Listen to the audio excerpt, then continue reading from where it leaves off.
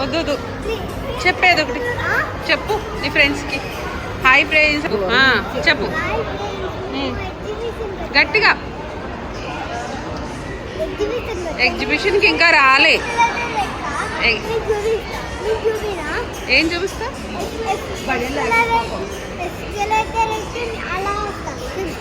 చూపిస్తావా? ఓకే. అందులో